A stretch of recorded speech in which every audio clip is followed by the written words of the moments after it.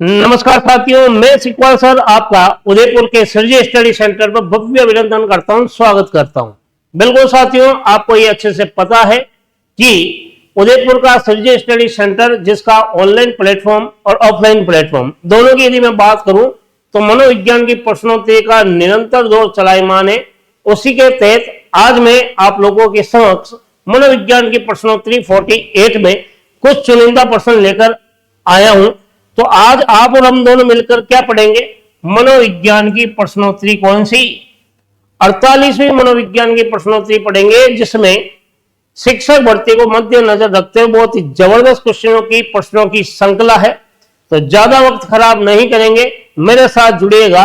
मनोविज्ञान की प्रश्नोत्तरी 48 का पहला ही क्वेश्चन आपके मोबाइल की स्क्रीन पर यह रहा। देखिएगा सवाल क्या कह रहा है, किस प्रकृति का है, उत्तर तक पहुंचिएगा। बात हो रही पहले ही क्वेश्चन को लेकर।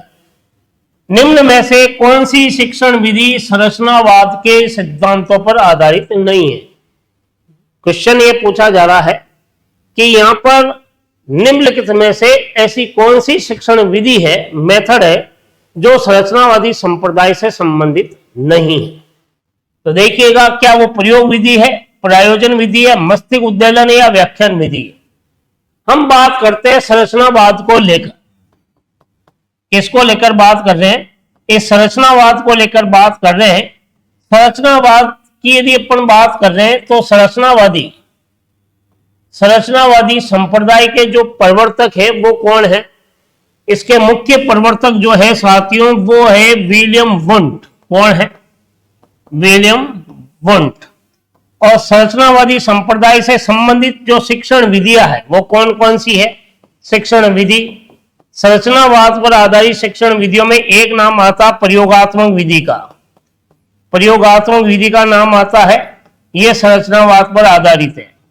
और यदि अपन देखते हैं तो एक नाम आता अंतर्दर्शन विधि का। और यदि अपन देखते हैं तो एक नाम आता अवलोकन विधि का। और यदि हम देखते हैं तो एक नाम आता है प्रयोजन विधि का। और यदि अपन देखते हैं तो एक नाम आता है कि अंतर्दर्शन, अवलोकन भी होगी, प्रयोजन भी होगी। फिर यदि अपन देखते हैं तो एक आती है मस्तिष्क उद्दीलन, मस्तिष्क उद्दीलन पद्धति। तो ये सारी की सारी किस पर आधारित है? ये सारी की सारी साथियों संरचनावादी संप्रदाय पर आधारित है। संरचनावादी संप्रदाय जो विलियम वुंट के द्वारा स्थापित किया गया, जिसका ये कहना था, इसमें इन्होंने इस बात को महत्व दिया कि मन की संरचना को जाने बिना बच्चों को कुछ भी नहीं सिखाया जा सकता। तो लगभग यहाँ पर कितनी विधियां होगी संरचनावाद को लेकर? लगभग देखा जाए तो 5 विधि मानी गई है। तो आप सोचिएगा क्या इनमें से विकल्प है? बिल्कुल, प्रयोग आ गया, प्रयोजन आ गया, मस्तिष्क उद्दीलन, तीनों इससे संबंधित है। तो यहां पर सवाल तो पूछा जा रहा है कि निम्नलिखित में से कौन सी विधि है जो संरचनावादी संप्रदाय से संबंध नहीं रखती? जो संबंध नहीं रखती वो कौन सा मेथड आ गया? व्याख्यान मेथड आ गया। इस दृष्टि से चौथा विकल्प क्या हो गया साथियों? बिल्कुल सही हो गया। तो चलिएगा अगले क्वेश्चन की ओर। क्वेश्चन नंबर 2, निम्नलिखित में से कौन सा संज्ञानवादी मनोवैज्ञानिक नहीं है? यहां पर 4 विकल्प दिए गए, इनमें से कौन सा व्यक्ति है या मनोवैज्ञानिक है जो संज्ञानवाद से संबंधित नहीं है? देखिएगा, डेविड आशुबेल की बात करूं तो यह संज्ञानवाद से संबंधित है। संज्ञानवाद से संबंधित है डेविड आशुबेल।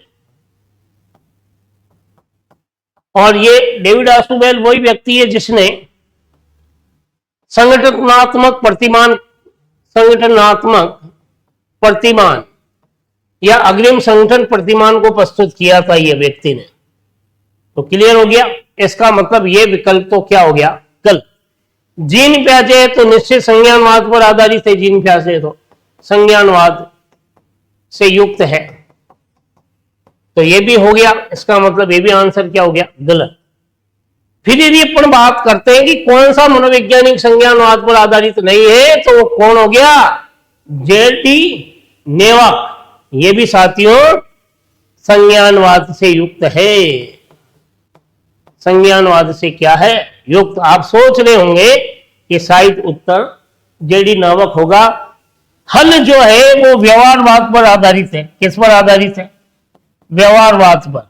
इसका मतलब यही जो है शख्स है जिसका पूरा नाम क्लार्क लियोनार्ड हल है, जिसने एक किताब लिखी व्यवहार का सिद्धांत। तो बिल्कुल हल वो व्यक्ति जिसने पुनर्बलन सिद्धांत को दिया था। प्रबलन के सिद्धांत के नाम से, रेनफोर्समेंट थ्योरी के नाम से भी जानते हैं इसको। तो डी जो विकल्प है ये व्यवहारवाद से संबंधित है, इसी वजह से डी विकल्प क्या हो गया? सही हो गया। चलिए क्वेश्चन नंबर 3 बहुत ही जोरदार है। जितने भी मेरे विद्यार्थी पढ़े हुए हैं बिल्कुल ये उत्तर गलत नहीं होना चाहिए। देखिए, मुझे 1 दर्जन बच्चे दीजिए, मैं उन्हें कुछ भी बना सकता हूं। उक्त कथन कब और किसने दिया? ये कहने वाला कौन था? क्या वाटसन था, वुडवर्थ था, क्रो था या कोई नहीं? देखिएगा कोई नहीं तो होगा नहीं। क्रो एंड क्रो की यदि अपन बात करें तो ये भी विकल्प गलत है, क्योंकि क्रो एंड क्रो ने क्या कहा? 20वीं शताब्दी, तो 20वीं शताब्दी बालकों की शताब्दी है, बालकों की शताब्दी है, ये बात कही थी क्रो एंड क्रो ने, तो ये होगा नहीं। वुडवर्थ की यदि बात करें तो वुडवर्थ जो प्रश्नावली विधि के बारे में चर्चित है, प्रश्नावली विधि के बारे में चर्चा की थी, तो ये होगा नहीं। बचा कौन? फिर तो आपके वाटसन ही तो वो शख्स है जिसने ये कहा मुझे कोई भी बच्चा दे दो, मैं उसे डॉक्टर, इंजीनियर कुछ भी बना सकता हूं। तो इसलिए ए विकल्प क्या हो गया साथियों? सही हो गया। कारण सहित आपने मैंने चर्चा की है। चलिए क्वेश्चन नंबर 4 क्या कहता है? देखिएगा, सोचिएगा और समझिएगा और उत्तर दीजिएगा। किशोरावस्था की विशेषताओं को सर्वोत्तम रूप से व्यक्त करने वाला एक शब्द कौन सा है?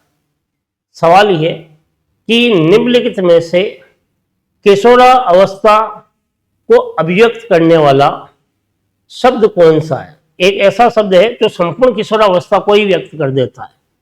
क्या वो विकास है, समायोजन है, परिवर्तन है या स्थिरता है? देखिएगा, किशोरावस्था की विशेषताओं को सर्वोत्तम रूप में या सर्वोत्तम रूप में व्यक्त करने वाला एक शब्द जो संपूर्ण किशोरावस्था की विशेषताओं को अभिव्यक्त कर दे। देखिएगा, विकास की यदि बात करें तो इसका संबंध तो परिपक्वता से है, इससे परिपक्वता से ये होगा नहीं। समायोजन की यदि अपन बात करते हैं तो इसका संबंध लगभग देखा जाए शेषावस्था से भी है, और इसका संबंध और यदि अपन देखें तो बाल्यावस्था से भी है, और यदि हम देखें तो इसका संबंध किशोरावस्था से भी है। तो तीनों से इसका संबंध होने के कारण यह विकल्प तो होगा नहीं। अब बात होती स्थिरता। क्या किशोरावस्था में स्थिरता रहती है? क्योंकि संवेग विचलित होते हैं, तो स्थिरता को लेकर कोई बात होगा नहीं। तो बचा कौन? परिवर्तन एक ऐसा शब्द है जिसके आधार पर संपूर्ण किशोरावस्था की विशेषताओं को एक शब्द में हम बांध सकते हैं। इसीलिए तो कहा था किसने, यदि हम बात करें पॉल ब्रूस की, तो उसने यहां तक कह दिया किशोरावस्था के आगमन का मुख्य चिन्ह संवेगात्मक विकास में तेजी से परिवर्तन है। तो परिवर्तन का संबंध किससे है? किशोरावस्था से। इसलिए सी विकल्प क्या हो गया? बिल्कुल सही हो गया। चलिए अगले क्वेश्चन की ओर। क्वेश्चन नंबर 5 क्या कहता है? दिमाग की घंटी को हिलाने वाला है, थोड़ा सा जोर डालिएगा, तब तक मैं कलर चेंज कर देता हूं। देखिए, समस्या समाधान की योग्यता निर्भर करती है। आपके सामने कोई समस्या है, यदि आप उस समस्या को हल करते हो तो योग्यता किस पर निर्भर करती है? आप पर निर्भर करती है। लेकिन यहां यह सवाल पूछा जा रहा है, समस्या समाधान की योग्यता निर्भर करती है क्या लंबाई और भार पर, शब्द भंडार के विकास पर, आकृति के विकास पर, चिंतन और तर्क पर? सोचिएगा, उत्तर दीजिएगा, फटाफट उत्तर दीजिएगा। बहुत ही क्योंकि उत्तर होना चाहिए। बात हो रही है समस्या समाधान को लेकर। किसको लेकर? समस्या समाधान का जो संबंध होता है, आप समस्या का समाधान कैसे करते हो? चिंतन के आधार पर करते हो। सोचते कब हो? जब आपके पास तर्क होता है। तो तर्क और चिंतन के आधार पर समस्या को क्या करते हो? हल। तो बिल्कुल यहां पर डी विकल्प क्या हो रहा है? बिल्कुल सही हो रहा है। क्या आकृति को लेकर? ये तो अभिवर्धी से संबंधित है। शब्द भंडार को लेकर, आपकी योग्यता को लेकर कोई सामान्य चर्चा हो सकती है, लेकिन लंबाई वृद्धि शारीरिकता संबंधित है, इसलिए 3 विकल्प क्या हो गए? गलत। और चौथा विकल्प क्या हो गया? सही। तो चलिएगा अगले क्वेश्चन की ओर। देखिए क्वेश्चन नंबर 6 आपके मोबाइल की स्क्रीन पर यह रहा। सोचिएगा, उत्तर दीजिएगा। अपनी प्रसिद्ध पुस्तक में किसने लिखा है कि व्यक्ति का नया जीवन तब शुरू होता है जब वे किशोरावस्था से गुजरता है? सोचिएगा, उत्तर दीजिएगा। देखिए, अपनी प्रसिद्ध पुस्तक में किसने लिखा है कि व्यक्ति का नया जीवन तब शुरू होता है जब वे किशोरावस्था से गुजरता है। यानी कि कोई व्यक्ति किशोरावस्था से जब गुजरता है तभी उसका जीवन शुरू होता है। यह कथन किसका है?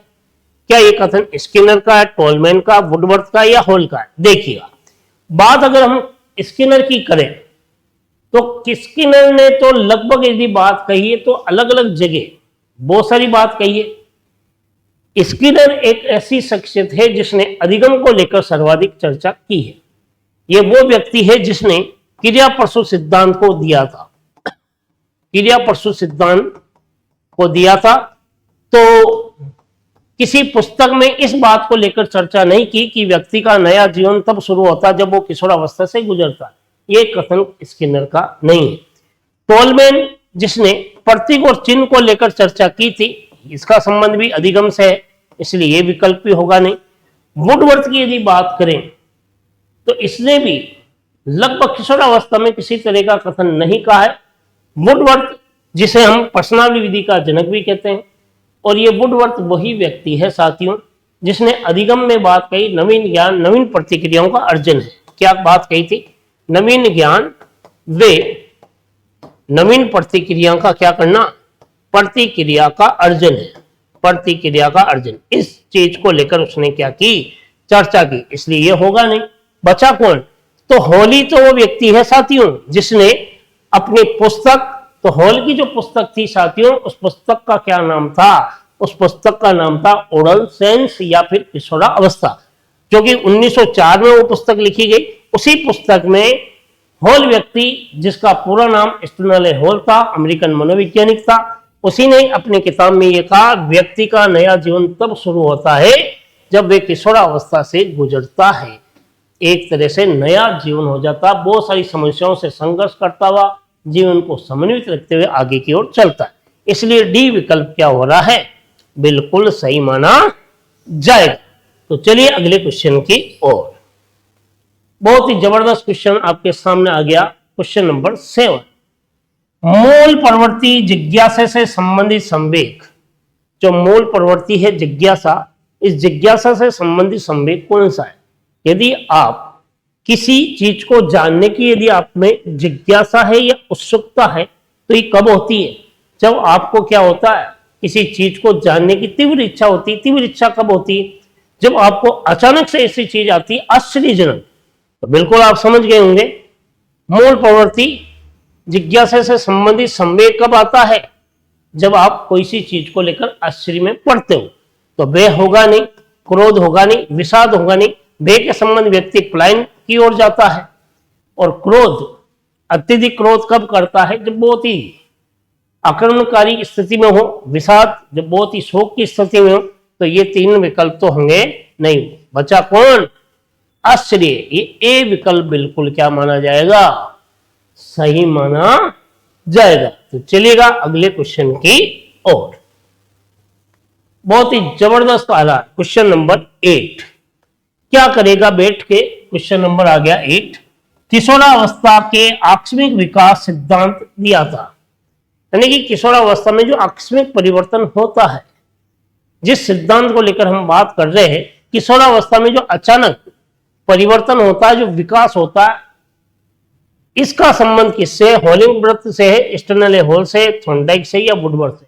देखिए एक एक विकल्प पर चर्चा करोगे तो आप उत्तर तक पहुंच जाओगे। लगाइएगा दिमाग। किशोरावस्था आकस्मिक विकास का सिद्धांत ये किसने दिया था? वुडवर्थ ने। इसने तो प्रश्नावली को लेकर उल्लेख किया है, प्रश्नावली विधि को लेकर। तो ये विकल्प क्या हो गया? यही गलत हो गया।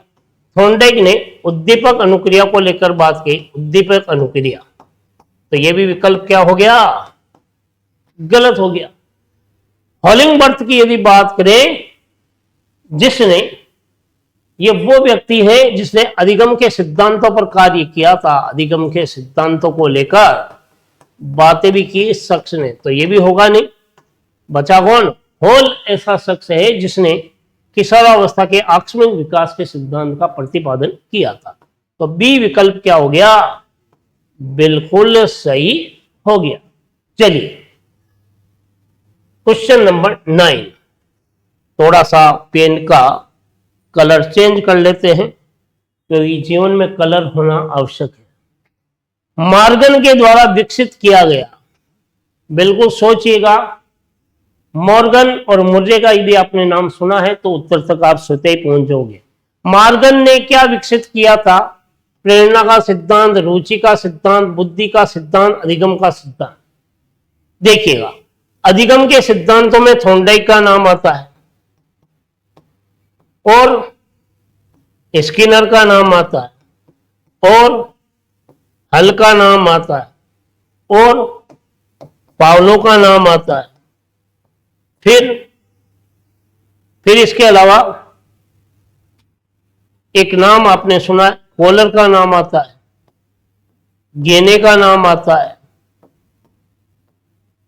कुर्त का नाम आता है, कुर्त लेविन का, टोलमेन का नाम आता है और गोत्री का नाम आता है, बांडुरा का नाम आता है। तब ये सोचिएगा मॉर्गन का नाम कहां आ रहा है? नहीं आ रहा है, तो ये विकल्प तो क्या हो गया? गलत। बुद्धि का जो सिद्धांत दिया वो थॉर्नडाइक ने दिया और बुद्धि का सिद्धांत गिलफोर्ड ने भी दिया। बुद्धि में थ्रस्टन भी है, बुद्धि में गार्डनर भी है, थॉमसन भी है, केटल भी है, हेब भी है, स्पेयरमैन भी है, लेकिन कहीं भी मॉर्गन नहीं है। तो यह भी विकल्प क्या हो गया? गलत। रुचि के सिद्धांत की यदि बात करें, क्योंकि थॉर्नडाइक ने एक बात कही जिसमें प्रभाव के नियम की बात करता है, हमें वही विषय वस्तु अच्छी लगती जो हम सीखना चाहते हैं, जिसमें हमारी रुचि होती, तो इसका संबंध थॉर्नडाइक से भी है। किससे? थॉर्नडाइक से है। पहला रुचि प्रपत्र तैयार करने वाला व्यक्ति अलग था, तो बिल्कुल ये भी गलत हो गया। तो बचा कौन? प्रेरणा का जो सिद्धांत मॉर्गन एंड मुर्रे के द्वारा भी दिया गया। प्रेरणा में कौन सा सिद्धांत दिया? मांग के सिद्धांत की यदि बात करें तो ए विकल्प बिल्कुल क्या माना जाएगा? सही। तो मॉर्गन के द्वारा विकसित किया गया सिद्धांत कौन सा? प्रेरणा का सिद्धांत है साथियों। चलिए क्वेश्चन नंबर 10 क्या कहता है? बहुत ही जबरदस्त है आपके सामने। प्रासंगिक अंतर्बोध परीक्षण व्यक्तित्व मापन की कौन सी प्रणाली है?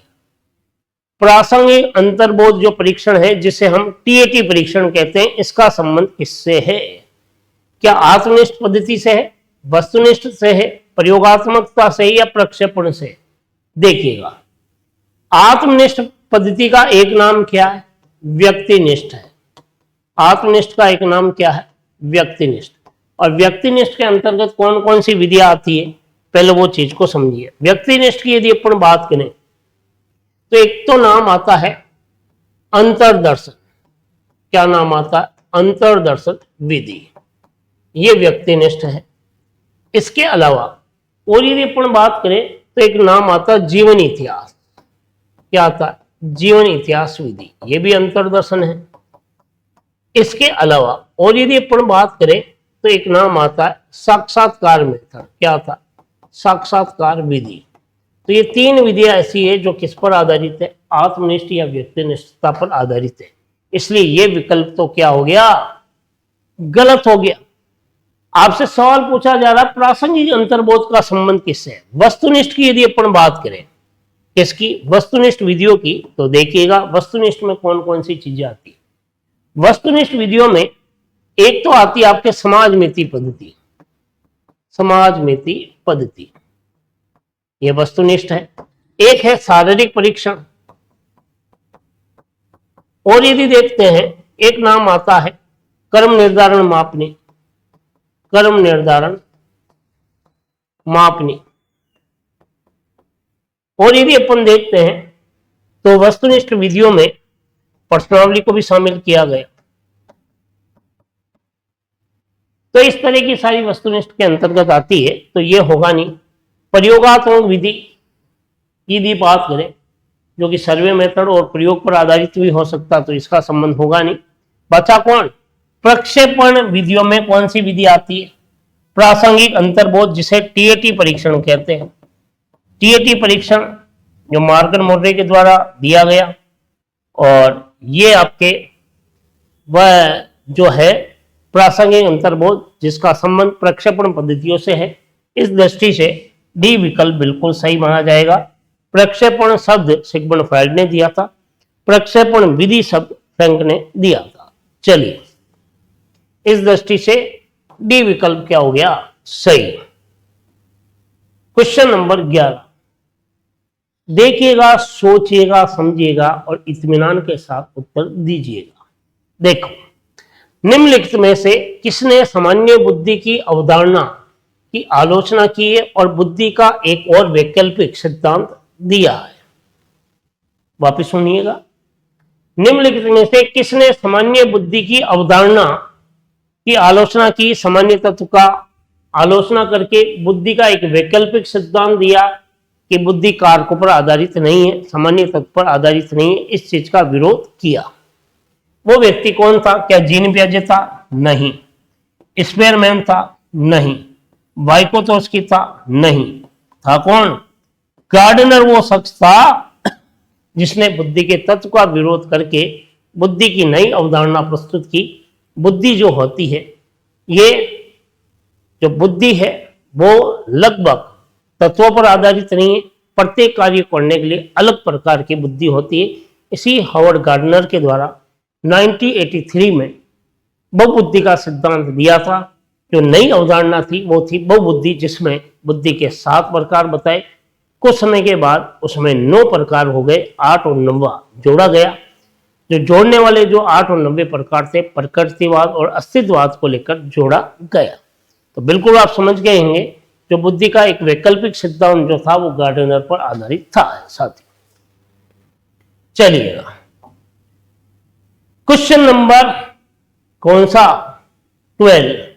ये तो गलती नहीं होना चाहिए। जितने भी वीडियो देख रहे हैं, मुझे पता है पूजा दादी वीडियो देख रही है, मुझे ये भी पता है कोमल भी वीडियो देख रही है, मुझे यहां तक बहुत सारे विद्यार्थी जो वीडियो देख रहे हैं आज इसको। तो गिलफोर्ड की मानसिक योग्यता कितनी है, गिलफोर्ड ने कितने बुद्धि कोष बताए, ये तो गलत नहीं होना चाहिए। फटाफट उत्तर दीजिए, क्या 24 है, 80 है, 90 या 120 है। मैंने आपको कई बार कहा है साथियों, गिलफोर्ड, ये गिलफोर्ड वो शख्सियत है जिसने 1967 में बुद्धि संरचना मॉडल दिया। कौन सा दिया, बुद्धि संरचना मॉडल को प्रस्तुत किया था। और इसी में इसने बुद्धि के कितने कोष बताए थे, 120 कोष बताए थे। तो यहां पर ऑप्शन में है, बिल्कुल है तो ये आंसर क्या हो गया, बिल्कुल सही हो गया। बाकी के विकल्प क्या हो गए, गलत हो गए। चलेगा, क्वेश्चन नंबर 13। थोड़ा सा मोबाइल के अंदर कलर को फिर चेंज कीजिए। आप लोग भी आप सोच रहे मोबाइल में कैसे कलर चेंज करेंगे, देखने के लिए कलर चेंज कीजिए। निम्नलिखित में से कौन सी एक समायोजित व्यक्ति की विशेषता नहीं है।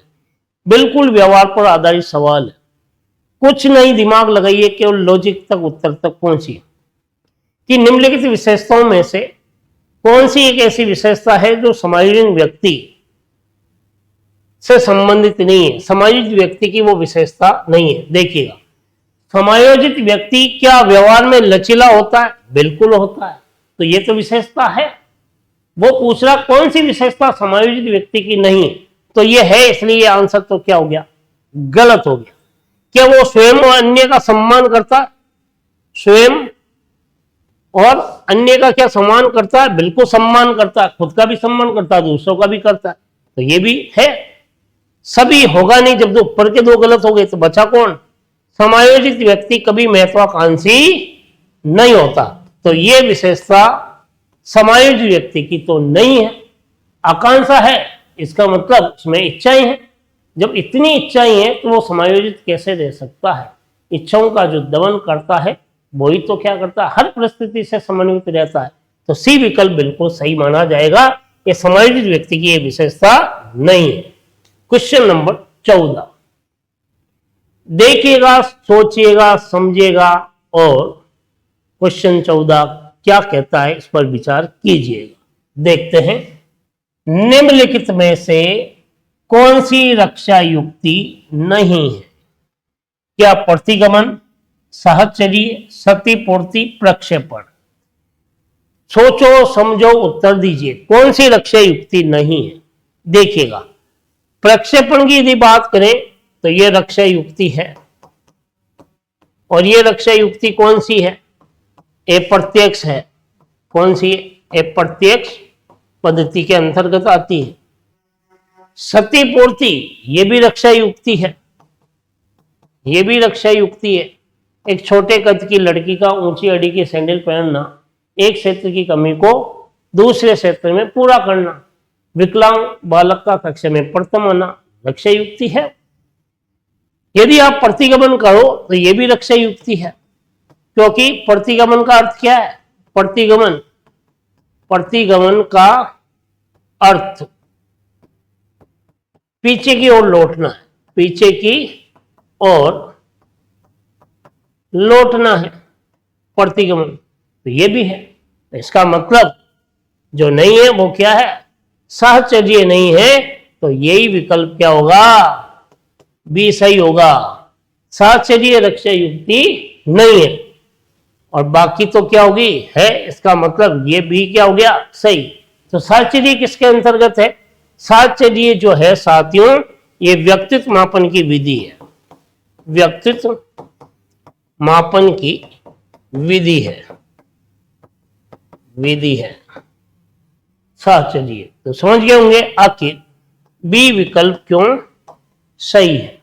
चलेगा, क्वेश्चन नंबर 15, बहुत ही जबरदस्त क्वेश्चन आया आपके मोबाइल की स्क्रीन पर। आनंद के साथ सुनिएगा, समझिएगा, उत्तर तक पहुंचिएगा। देखते हैं, रुचि वे प्रेरक है जो किसी व्यक्ति, वस्तु या क्रिया के प्रति ध्यान दिलाने के लिए प्रेरित करती। तो रुचि को ध्यान दिलाने की शक्ति किसने कहा? भाटिया ने कहा, स्काउट ने कहा, स्किनर ने कहा? देखो, स्किनर ने कहा नहीं, स्काउट ने अवधान की शक्ति के बारे में बात कही। बुद्धि अवधान की शक्ति है। बुद्धि को क्या माना? बुद्धि को अवधान की शक्ति का है, अवधान की शक्ति का स्काउट ने दो। और स्किनर जो है, इसने व्यवहार में उत्तरोत्तर समन्वय की प्रक्रिया, उत्तरोत्तर समन्वय की प्रक्रिया क्या है? प्रक्रिया ही अधिगम है, ये बात कही इसने, तो ये भी होगा नहीं। भाटिया ने क्या कहा? रुचि का संबंध ज्ञानात्मकता से, भावात्मकता से और क्रियात्मकता से रहता है, ये बात इसने कही, तो ये भी विकल्प होगा नहीं। तो बचा कौन? रुचि को ध्यान की शक्ति कहने वाला जो व्यक्ति वो कौन है? क्रो एंड क्रो है। इस दृष्टि से ए विकल्प क्या हो गया? बिल्कुल सही हो गया, क्योंकि हमने हर विकल्प पर चर्चा की, इसलिए ए विकल्प निकल कर आया। आखिर सही क्यों है? चलेगा, क्वेश्चन नंबर 16 मैं एक बार पुनः कहता हूं, यदि आपको वीडियो अच्छा लग रहा है साथियों तो इसको शेयर कीजिएगा, ताकि उन लोगों तक पहुंच जाए जो वास्तव में मानक तैयारी कर रहे हैं। कक्षा की विविधता पर बल देता है। ध्यान से सुनिएगा कि कक्षा की विविधता पर कौन बल देता है। समावेशी शिक्षा, एनसीएफ 2005, शिक्षा का अधिकार अधिनियम 2009, राष्ट्रीय शिक्षा नीति। देखिएगा, राष्ट्रीय शिक्षा नीति शिक्षा के नवाचार को लेकर बात करती है। शिक्षा के नवाचार पर बल देती है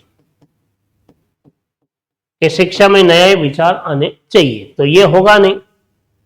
शिक्षा का अधिकार, राइट टू एजुकेशन, अनिवार्यता को लेकर बात करता है, अनिवार्यता को लेकर, तो ये भी होगा नहीं।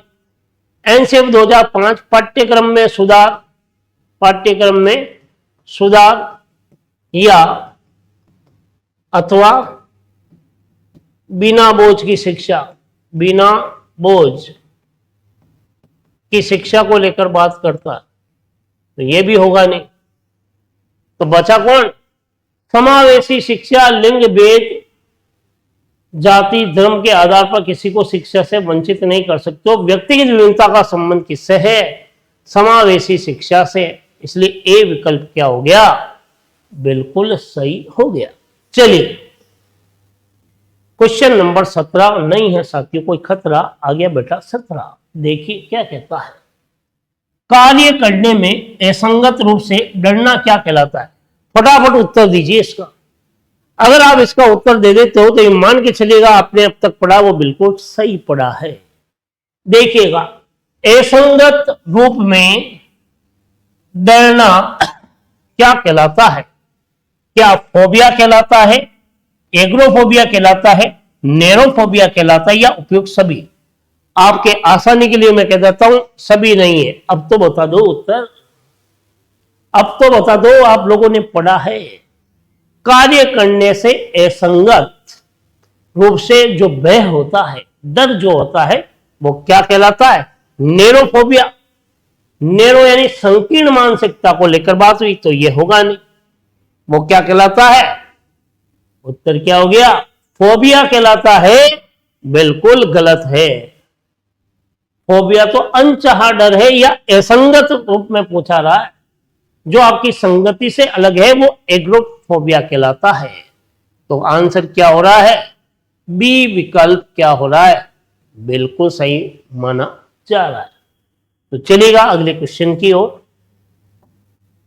क्वेश्चन नंबर 18, व्यक्ति में कोई आकस्मिक परिवर्तन नहीं होता अपितु सतत होता है। अचानक व्यक्ति में कोई परिवर्तन नहीं होता, सतत होता है, विकास सतत चलता है। ये बात किसने कही? क्या हॉल ने कही, वुडवर्थ ने कही, स्किनर ने कही, या हरलोक ने कही? विकास निरंतर चलता है, ये बात दो व्यक्तियों ने कही है साथियों। अचानक नहीं होता, निरंतर चलता है। इस बात को यदि हम बात करें तो हरलोक का ऑप्शन भी क्या हो गया? सही। और यहां तक सी विकल्प की यदि बात करें, हॉल, ये भी सही है। दोनों व्यक्तियों के द्वारा ये कथन कहा, हालांकि यहां टाइप मिस्टेक्स हुई है, तो बिल्कुल आप नोट करके लिख सकते हैं कि हॉल और हरलोक जो ऐसी शख्सियत है जिन्होंने विकास को सततता को लेकर बात कही है। तो हालांकि उत्तर अधिकतर जो आंसर आता वो हॉल रहता है, अब तक जो पूछा गया। चलिए अगले क्वेश्चन की ओर। क्वेश्चन नंबर 19, संज्ञान में शामिल नहीं है। क्या नहीं है संज्ञान में शामिल? लगाइएगा दिमाग, उत्तर गलत नहीं होना चाहिए। क्या स्मरण है, चिंतन है, प्रत्यक्षीकरण है, प्राप्ति है? देखिएगा, स्मरण का संबंध संज्ञान से है, सोचने से है।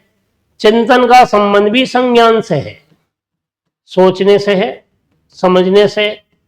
प्रत्यक्षीकरण का संबंध भी संज्ञान से है, और प्राप्ति का संबंध उपलब्धि से है। किससे है? उपलब्धि या फिर प्राप्ति का संबंध निष्पत्ति से है। किससे है? निष्पत्ति से। इसका मतलब डी विकल्प क्या माना जाएगा? बिल्कुल सही माना जाएगा कि संज्ञान में जो शामिल नहीं है वो कौन है? प्राप्ति शामिल नहीं है। चलिए आज के सेशन का लास्ट अंतिम क्वेश्चन आपके मोबाइल की स्क्रीन पर यह रहा। देखिए, सोचिए, उत्तर दीजिए। निम्नलिखित में से कौन सा सुमेलित नहीं है? क्या थर्स्टन ने बुद्धि के 7 कारक बताए?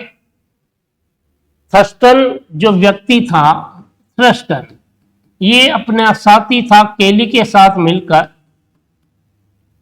बुद्धि के समूह तत्व का सिद्धांत बताया, जिसमें बुद्धि के शुरुआत में 7 कारक बताए थे। किसने बताए? थर्स्टन ने। केली ने कितने बताए? 9। अब आप सोच रहे हैं, वैसे थर्स्टन ने 13 कारक बताए, 7 ही मान्य रहे हैं। तो ये कथन तो सत्य है, सुमेलित है। गिलफोर्ड ने 180 बुद्धि के कोष बताए, बिल्कुल बताए थे, तो ये भी सत्य है। इस वजह से सत्य होने के कारण ये दोनों विकल्प क्या हो गए? गलत। केली ने 9 कारक मैंने बता दिया, तो ये भी सत्य है। तो बचा कौन? थॉर्नडाइक ने बुद्धि के 2 कारक नहीं बताए। तो द्वितत्व का सिद्धांत किसने दिया था? स्पीयरमैन ने दिया था। और थॉर्नडाइक ने क्या दिया था? बहुतत्व का सिद्धांत दिया था। क्या दिया? बहुतत्व का सिद्धांत। तो इस दृष्टि से डी विकल्प क्या हो गया? आंसर के रूप में सही हो गया। तो बिल्कुल इस तरह के मनोविज्ञान के प्रश्नोत्तर यदि आपको पढ़ने हैं तो आपको उदयपुर का सरजी स्टडी सेंटर पर ऑनलाइन या ऑफलाइन दोनों माध्यम हम आपकी सेवा में सदैव तत्पर है, उपलब्ध है। तो मनोविज्ञान को यदि पकड़ मजबूत करनी है तो गहनता के साथ समझना होगा, क्योंकि किसी ने सही कहा है कि दिशाएं ना बदलो साथियों, आप तो अपने पढ़ने के जो सोच है, समझ है, जो तरीका है, उस लक्ष्य को केंद्रित कीजिए, बार बार परिवर्तित मत कीजिए, निश्चित आपको मंजिल मिलेगी। यदि वीडियो अच्छा लगा तो शेयर कीजिएगा और कल हम फिर मुलाकात करेंगे नए प्रश्नों के साथ। तब तक आप अपना ख्याल रखिएगा, ध्यान रखिएगा, निरंतर अध्ययन कीजिएगा अपने लिए, अपने परिवार के लिए। जय हिंद, जय भारत, वंदे मातरम।